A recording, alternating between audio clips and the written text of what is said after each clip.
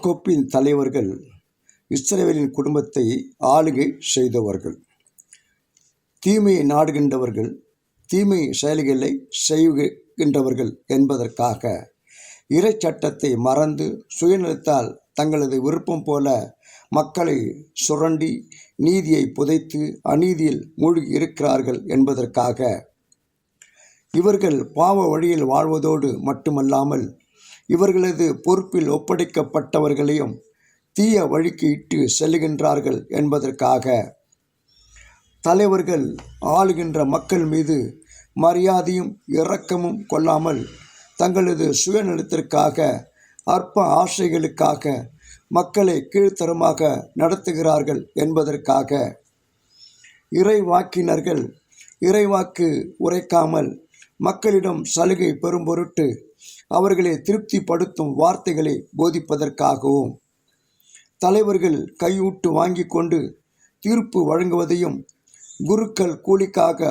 போதிப்பதையும் இறைவாக்கினர் பணத்துக்காக முன்னிறுப்பதற்காகவும் நேர்மை கடைபிடிக்காததற்காகவும் சிலைகளை, படிமங்களை, கைவினை பொருள்கள், கம்பங்கள் போன்ற பிற தெய்வ வழிபாட்டில் ஈடுபட்டதற்காகவும் மாய வித்தைக்காரர்கள், குறி சொல்கிறவர்கள் போன்றவர்களுக்காகவும் கடவுள் வார்த்தைகளுக்கு கீழ்ப்படியாததற்காகவும் கள்ள தராசையும் கள்ள எடை கற்களையும் வைத்திருந்ததற்காகவும் செல்வர்கள் கொடுமை நிறைந்தவர்கள், மக்கள் பொய்யர், வஞ்சனை பேச்சை பேசுபவர்களாக இருந்ததற்காகவும் இஸ்ரேல் அரசர்களான ஓம்ரி, ஆகாசு என்பவர்களின் கட்டளைகளை, தீய செயல்களை கடைபிடித்ததற்காகவும் அந்த மக்களும் தலைவர்களும் கடவுளுக்கு எதிராகவும் பிறருக்கு,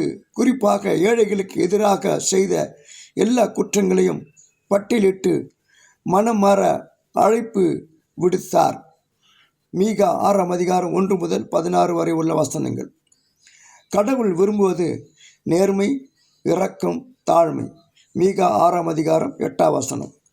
நமக்கு விடுக்கும் அறைகோவல்கள் தீமை செய்தலை விட்டுவிட வேண்டும், மக்களை சுரண்டாமல் அவர்களுக்கு நீதி செய்ய வேண்டும், மக்களை மதிக்க வேண்டும், குறிப்பாக அடுத்திருப்பவர்களை மதிக்க வேண்டும், கடவுளின் கட்டளைக்கு கீழ்ப்படிந்திருக்க வேண்டும், கடவுளை மட்டுமே வழிபட வேண்டும், ஏழை எளியவர்களுக்கு, விளிம்பு நிலையில் உள்ளவர்களுக்கு இரக்கம், பரிவு, கருணை காட்ட வேண்டும்.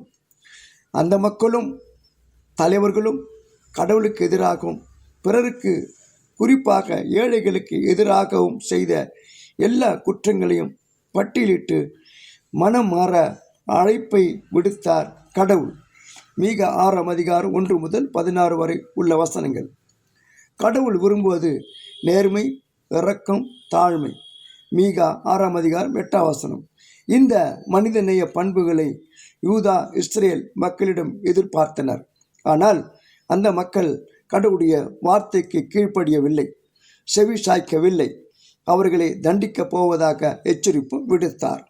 நமக்கு விடுக்கும் அறைகோவல்கள் தீமை செய்தலை விட்டுவிட வேண்டும், ஏழை எளிய மக்களை சுரண்டாமல் அவர்களுக்கு நீதி செய்ய வேண்டும், அப்படிப்பட்ட மக்களையும் மதிக்க வேண்டும், குறிப்பாக அடுத்திருப்பவர்களை மதிக்க வேண்டும், சுய மரியாதை செலுத்த வேண்டும் என்பதும், கடவுளின் கட்டளைக்கு கீழ்ப்படிந்திருக்க வேண்டும் என்பதும், கடவுளை மட்டுமே வழிபட வேண்டும் என்பதும், ஏழை எளியவர்களுக்கு, விளிம்பு நிலையில் உள்ளவர்களுக்கு இரக்கம், பரிவு, கருணை காட்ட வேண்டும் என்பதும் நமக்கு விடுவிக்கப்படுகின்ற அறைகோவல்கள்.